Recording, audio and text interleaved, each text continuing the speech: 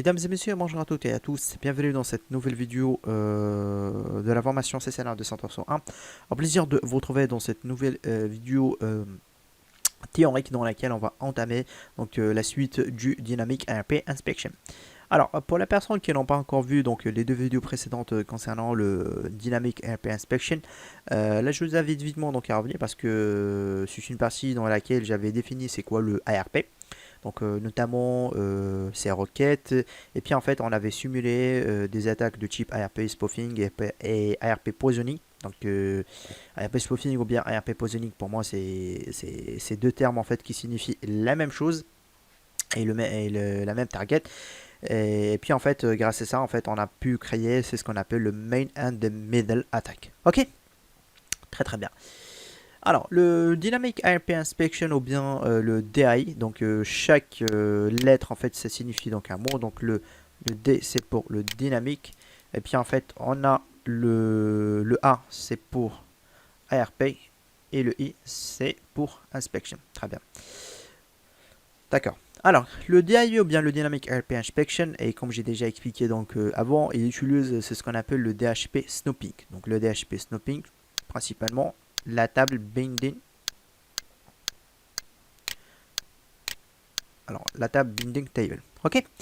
Alors, comme j'ai déjà expliqué dans la partie DHP Snooping, et ce sera aussi une occasion pour les personnes qui n'ont pas encore vu cette vidéo de revenir à cette partie-là parce que c'est lié avec le Dynamic ARP Inspection.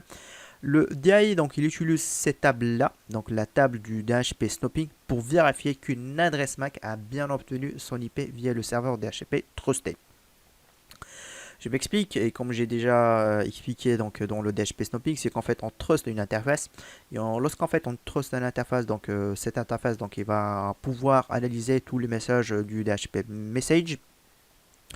Et puis en fait, en fonction de cette analyse, il va remplir la table du DHP Snooping.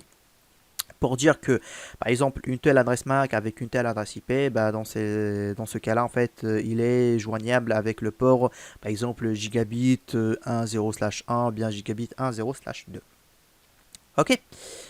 Grâce au DHP, grâce au Dynamic ARP Inspection ou bien le DI, en fait, il va nous permettre d'éviter des attaques de type ARP spoofing ou bien du ARP poisoning, permettant notamment de créer en fait des attaques. En fait, c'est ce qu'on appelle le main and the middle.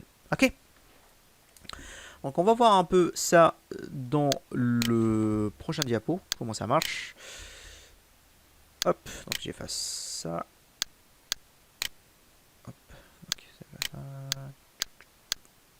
Donc c'est ça, du noir. Ok, très bien. Alors, j'ai essayé un peu de prendre ce schéma. Ici, j'ai un routeur qui s'appelle le routeur R2. Puis en fait, j'ai un switch. Sur ce switch-là, je vais dire que j'ai configuré du DHP Snooping. Alors, excusez-moi. Ah non, c'est pas bon. C'est pas bon, c'est pas bon, c'est pas bon. Alors, excusez-moi. Alors là, sur ce switch là, j'avais configuré du DHP Snooping. Et puis en fait, j'ai configuré aussi du DI, donc le Dynamic ARP Inspection. Alors, comme j'ai déjà expliqué dans le premier diapo, principalement le DI, il va se baser sur le DHP Snooping pour prendre une décision. Est-ce qu'il va laisser passer les messages ou pas? Très bien. Un point très important, lorsque nous on configure le Dynamic ARP Inspection, c'est que pour lui, c'est que tous les ports sur un switch donné, là on avait configuré le DI, pour lui en fait c'est un trust. C'est un trust, donc ce sont des ports non fiables. Donc c'est pareil comme le DHCP Snooping, lorsqu'on configure le DHCP Snooping pour la première fois, c'est que pour lui, c'est que tous les ports ils sont en trust. Donc c'est pareil aussi pour le DI ou bien le Dynamic Inspection. Très bien. Maintenant, on suppose que le PC1 et le PC1, il a récupéré une adresse IP à partir du serveur DHCP. Lorsque il a récupéré une adresse IP à partir du serveur DHCP, et nous on a le DHCP Snooping qui est déjà mis en place. Tout simplement, cette adresse IP il sera enregistré au niveau de la table du DHP Snoping, ou bien c'est ce qu'on appelle le DHP Snoping Binding Table. Très bien. On va trouver que la MAC A qui correspond à une telle adresse IP, le 172, le 16.2.101, donc il est vu via l'interface gigabit 10/3. Cool. Maintenant, il y a un point très important, c'est que n'importe quelle requête ARP donc, qui va arriver en fait au niveau des switches, automatiquement le switch, donc la première chose qu'il va voir, c'est il va se baser sur la table DHP Snoping. Donc s'il trouve que une telle adresse MAC qui correspond à une telle adresse IP qui est arrivée pour une requête avec une requête ARP et qu'il va le trouver au niveau de la table DHP Snoping Binding Table, dans ce cas-là, il va laisser passer. Mais s'il ne le trouve pas, automatiquement, donc il va faire un deny. Donc automatiquement, il va faire un deny. Bon, je m'explique un peu plus en détail. Ici, j'ai le PC1 et sa gateway, c'est le routeur R2. On va recevoir, donc ça, c'est son IP. Donc c'est-à-dire, c'est la gateway. Ok. On suppose que le PC1, donc il a pingé donc l'adresse le 172, le 16.2.11. Très bien. Et du coup, nous, on a le DHP Snoping qui est configuré. Très bien. Donc, on a une requête de type... ARP request donc, qui sera reçue au niveau du switch 2, donc s'il ne connaît pas sa Mac. Mais du coup, en fait, la reply qui va y arriver, donc c'est-à-dire la réponse qui va arriver au niveau de cette interface, et comme j'ai déjà expliqué, le DHP Snoping qui se base sur sa table pour prendre une telle décision, il va trouver que la 2.11, en fait, il n'existe pas sur sa table. Donc automatiquement, dans ce cas-là, et comme j'ai déjà expliqué, que tous les ports pour lui, en fait, ils sont en trust, et que cet IP-là, il n'a pas une entrée sur le DHP Snoping Binding Table, automatiquement, en fait, il va générer un deny ou bien un drop. Ok, maintenant la question que vous allez me poser, et certainement vous allez me poser cette question, c'est que c'est quoi la solution dans ce cas-là? Parce que le 2.11, on va dire, c'est une adresse IP statique. Et cette adresse IP statique, en fait, il n'est pas obtenu via un serveur DHCP. Donc, c'est-à-dire c'est que nous, en fait, on l'avait configuré manuellement. Alors, là, en fait, je vais vous dire que la deuxième option sur laquelle se base le DI pour prendre une décision. Donc, le DI, le Dynamic ARP Inspection, là, il se base sur deux choses. Donc, la première des choses que j'ai dit, c'est le DHP Snoping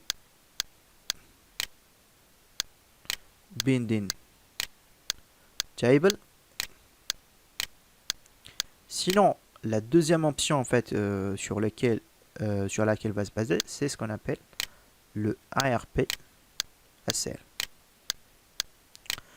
C'est-à-dire c'est que le Dynamic ARP Inspection, lorsque il est configuré sur un switch, donc il vérifie deux choses. Il vérifie la table du DHP Snoping Binding Table, c'est la première des choses, et puis en fait il va vérifier les ARP ACL. Ok. Alors, les ARP ACL, ils sont principalement configurés lorsqu'en fait on a une adresse IP statique qui est configurée. C'est-à-dire dans ce cas-là, on a deux solutions possibles. La première solution possible, soit en fait on configure une ARP ACL pour dire que tous les requêtes ARP qui viennent avec l'adresse IP le 172, le 16.2.11 avec sa Mac, la Mac 2, dans ce cas-là, tu laisses passer. Parce qu'en fait, on va associer en fait une configuration avec cette ARP et la configuration du Dynamic ARP Inspection. Et cette partie-là, on va le voir dans le lab. Donc ça, c'est une première solution. Donc la première, on configure en ARP ACL lorsqu'en fait on a une adresse IP statique. Donc c'est-à-dire c'est que voilà, comme j'ai dit, je crée une ARP ACL. Donc c'est une configuration un peu spéciale. Je pense pas que vous l'avez déjà vu en fait dans le programme de CCNA. C'est pour ça en fait que je vais l'entamer. C'est que tout simplement on configure donc une ARP ACL pour dire que tous les requêtes ARP qui arrive avec le 172, le 16.200.11 avec sa Mac qui est la Mac 2. Dans ce cas-là, tu laisses passer. Ok? Donc ça, c'est la première solution. La deuxième solution, c'est que on va considérer cette adresse-là comme une... cette interface-là comme une interface Trust pour le ARP Inspection. Ok, donc c'est que cette interface là, donc ce sera une interface. Et lorsque on va configurer cette interface comme une interface Trust, c'est que le Dynamic ARP Inspection, en fait, il va permettre tout le passage de tous les paquets ARP sur cette interface. Ok, c'est comme en fait, on va dire, on va prendre confiance en cette interface et puis en fait, on va laisser tous les paquets ARP Inspection. Généralement, en fait, lorsqu'on travaille dans un milieu de plusieurs data centers, lorsqu'on configure le DHP Snowping et aussi avec du Dynamic ARP Inspection, la meilleure façon de faire, c'est toujours en fait configurer cette interface. Donc c'est dire la même interface du DHP Snowping qu'on l'avait configuré comme Trust, on le configure aussi Trust pour le Dynamic ARP Inspection. Je m'explique un peu plus en détail parce que lorsqu'on travaille dans un milieu avec plusieurs data centers, admettons que voilà, donc cette interface, le module de cette interface, donc il est devenu HS et nous en fait on avait défini en fait une telle adresse MAC au niveau des ARP ACL. Lorsque on l'a pas fait, lorsqu'en fait on avait on va dire on a changé le module de cette interface, le module où en fait vous l'avez branché cette interface, donc automatiquement il y avait en fait un changement d'adresse MAC, donc il faut venir encore une fois sur le switch et puis en fait il faut modifier. Et je vous dis en fait avec expérience, ce genre de problème ça prend beaucoup de temps, surtout en fait si vous avez plusieurs adresses donc à truster. Je vous cache pas en fait ça prend beaucoup de temps. Pourquoi ça prend beaucoup de temps? Parce que voilà, peut-être que la personne qu'elle a déjà mis en fait ces mécanismes du ARP Snowping, DHP ARP Inspection, donc elle avait quitté l'entreprise. Parfois ça prend beaucoup de temps pour la personne qui va prendre le relais et pour investiguer et pour trouver en fait c'est quoi la source du problème. Ok. Alors c'est pour ça, moi je recommande toujours en fait de truster la même interface là là où vous avez trusté donc le DHP Snowping et puis en fait vous faites la même chose pour le ARP Inspection Trust. Ok. Après si vous avez en fait on va dire une architecture on va dire qui est maîtrisable, donc dans ce cas là oui vous pouvez configurer des ARP ACL. Ok. Donc ça c'est le premier point. Alors le deuxième point c'est que maintenant on va dire que le PC A c'est un PC de attaqueur donc qui a comme adresse MAC c'est la MAC A. On va dire que lui donc il a lancé une attaque pour dire que le 172 le 16.200.101 donc il correspond à la MAC A. Alors à savoir que lorsque le trafic donc il arrivait au niveau du switch 2 donc sur l'interface gigabit 1.0/5, c'est que tout simplement il y aura une vérification des deux, donc soit du DHP Snowping Bin Table ou bien de la RPSL. Et du coup si si la vérification elle était faite par exemple le DHP Snowping Bin Table, dans ce cas-là on va trouver que le 172, le 16, le 2, le 101 donc d'où en fait la MAC A, pardon, le PCA, donc le PC d'attaqueur, donc il a essayé de faire une usurpation d'identité. Et ben il correspond pas à la même MAC en fait avec laquelle elle est arrivée, tout simplement en fait il sera droppé. Donc ça matche pas, donc automatiquement ça sera droppé. Très bien. Donc on passe au prochain diapo pour voir la configuration que peut mettre en place. Alors, la configuration qu'on peut mettre en place pour activer le Dynamic ARP Inspection, on tape la commande IP ARP Inspection suivi par le numéro de VLAN. En fait, si on veut définir donc un VLAN. Et puis en fait, comme j'ai déjà expliqué avant, lorsqu'en fait on active le Dynamic ARP Inspection, c'est que tous ces interfaces, pour lui en fait, ce seront des interfaces qui seront en trust. Ok. Et après en fait, pour truster une telle interface, pour laisser le passage de tous les ARP paquets sur une interface, au lieu de définir en fait une ARP ACL, dans ce cas là on entre au niveau de la configuration de l'interface, et bien en fait on tape la commande IP ARP Inspection Trust. Ok, très bien. Alors donc là je reviens sur le DHP Snapping. Alors pour voir les messages, pardon, pour regarder la table la table de binding de DHP Snapping, c'est que tout simplement vous tapez show IP DHCP Snapping Binding. Alors dans ce cas-là, vous allez trouver que par exemple une telle MAC qui correspond à une telle adresse IP, donc il est obtenu il était vu via le DHCP Snapping sur une telle interface, par exemple supposons que c'est l'interface gigabit 10/3. Et puis en fait, vous avez une telle adresse MAC avec l'adresse IP 172.16.200, 2.102 qui est vu avec le DHCP Snapping sur le VLAN 11, donc il est vu sur l'interface gigabit 10/4. Ok. Donc, admettons sur le switch 2, donc on avait déjà configuré donc du DHCP Snapping et du Dynamic ARP Inspection. Maintenant, on va voir un cas un peu réel. C'est que par exemple, là, il voit en fait, donc le DHCP Snapping, en fait, il a droppé en fait un paquet de type request sur l'interface gigabit 1.0, sur l'interface gigabit 1/0/4. Ok. Donc, lui, ce qu'il avait constaté, c'est que il avait reçu en fait une requête ARP request sur avec l'interface 0.222.22.22.22 qui correspond à 172.16.200.101. Donc pourquoi en fait à votre avis il avait droppé ça? Maintenant, si je reviens à la table du DHCP Snapping, on va trouver que le 172, le 16.200.101, donc il ne correspond pas à la MAC qui est remontée sur la table du DHCP Snapping. Donc automatiquement, donc la MAC c'est pas la même chose de celle qui était remontée sur la table du DHCP Snapping, c'est que automatiquement, je répète, ça sera droppé. Donc ça sera droppé. Ok. Maintenant, si on tape le show IP ARP Inspection, donc statistique, pour regarder un peu les statistiques de l'inspection ARP, on trouve que l'ARP, par exemple, l'inspection, donc il est activé sur le VLAN 1.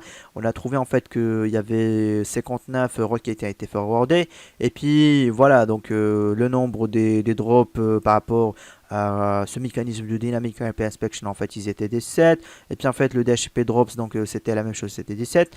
Et puis en fait les ACL drops, donc en fait nous on n'avait rien configuré comme ACL, et puis en fait par exemple là on a la valeur 0. Ok.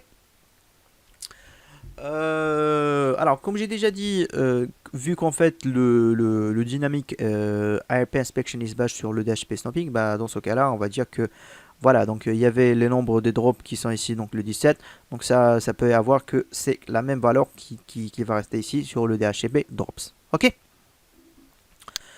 Ok, alors maintenant pour la configuration des... Alors excusez-moi.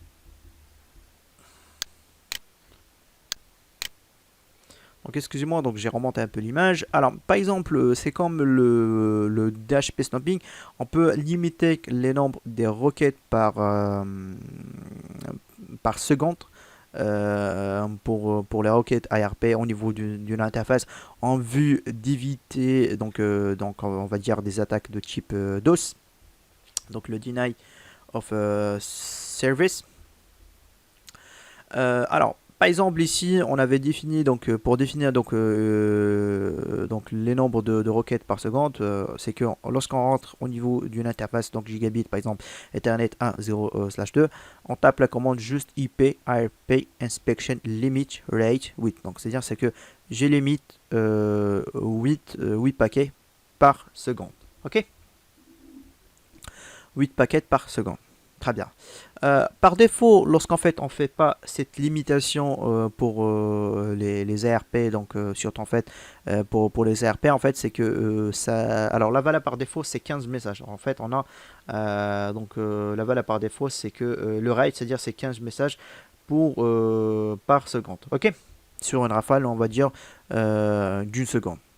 Après en fait on peut avancer dans leur configuration pour dire que je peux limiter donc le nombre de requêtes ARP donc de 8 secondes sur on va dire sur un intervalle de 4 secondes. Ok, donc ce que j'ai limité, donc 8 requêtes sur un intervalle de 4 secondes. Après, maintenant, si on a ce truc-là en fait qui est dépassé, c'est-à-dire en fait, c'est que si on va dire, on va prendre un exemple réel. J'ai une attaque d'os à partir d'un équipement qui a essayé de faire 8 roquettes, 8 roquettes ARP sur un intervalle de 4 secondes, ou bien plus. Hein. Dans ce cas-là, l'action qui sera par défaut, c'est que, donc voilà, donc cette interface il sera en fait en mode error disable. Hein. Donc en mode error disable. Et c'est ce que j'avais expliqué dans la partie pour security.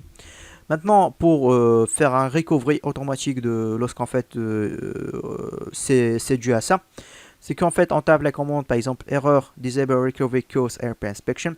C'est que si j'ai, alors attendez, je prends juste mon stylo. Si en fait j'ai cette limitation qui est appliquée, et puis en fait ça match, donc c'est-à-dire c'est que j'ai 8 roquettes par seconde sur un intervalle de 4 secondes. Dans ce cas-là, automatiquement donc le Cisco AES donc il va prendre une décision pour passer ce port-là en error disable.